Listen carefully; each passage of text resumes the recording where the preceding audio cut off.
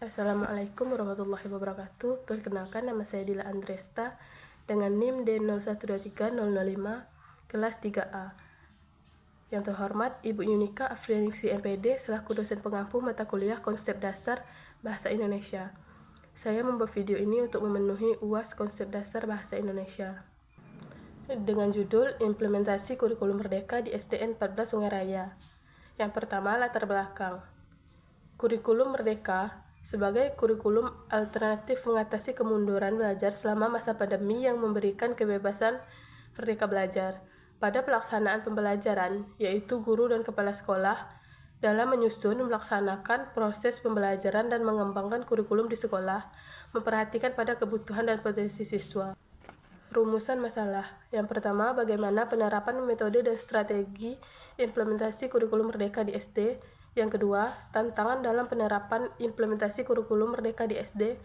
Yang ketiga, apa program dan kegiatan khusus yang dilakukan dari implementasi kurikulum merdeka di SD.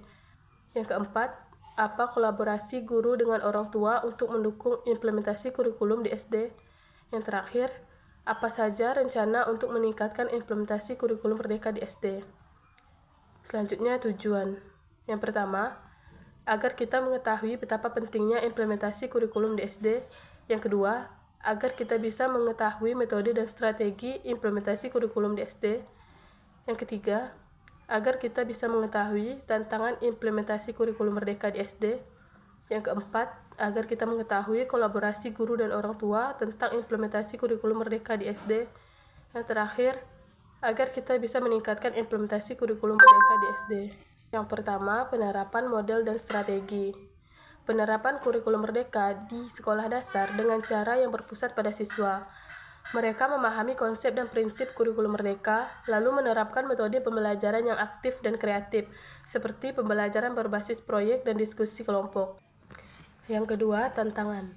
Tantangan yang guru hadapi dalam penerapan kurikulum merdeka di sekolah dasar meliputi kurangnya kesiapan guru dalam penguasaan metode pembelajaran aktif dan proyek based learning, keterbatasan sarana dan prasarana pendukung seperti laboratorium, ruang kelas fleksibilitas, kurangnya penyesuaian siswa terhadap metode pembelajaran yang lebih aktif dan berpusat pada siswa bukan guru lagi. Yang ketiga, program dan kegiatan khusus. P5 dengan usia misalnya membersihkan lingkungan dan kerajinan tangan, pembelajaran berdiferensiasi dan berbasis proyek yang disesuaikan dengan kemampuan siswa, misalnya membuat model rumah dan meneliti tumbuhan, pembelajaran tematik, terintegrasi, penggunaan teknologi edukatif, dan kolaborasi aktif dengan orang tua. Yang keempat, kolaborasi orang tua dan guru. Beberapa cara spesifik. Pertemuan dengan orang tua membahas perkembangan kurikulum merdeka, menjelaskan tujuan dan meminta masukan, kegiatan bersama, memperlihatkan proses pembelajaran, komunikasi daring via grup WhatsApp untuk berbagi informasi tugas dan perkembangan anak. Yang kelima, rencana peningkatan.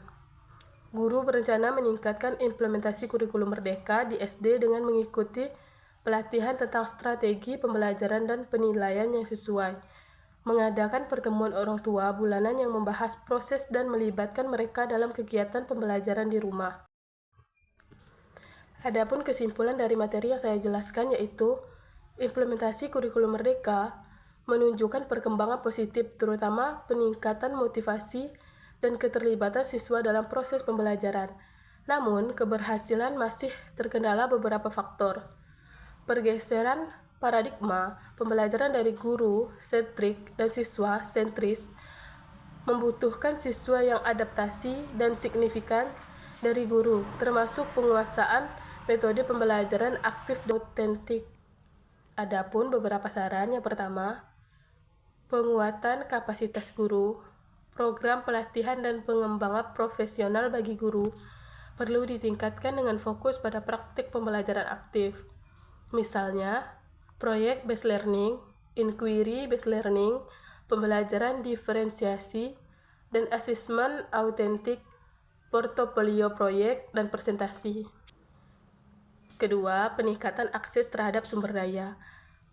Ketersediaan sumber daya pembelajaran yang berkualitas dan relevan, seperti buku teks, modul, media pembelajaran digital, dan akses internet yang memadai harus dijamin.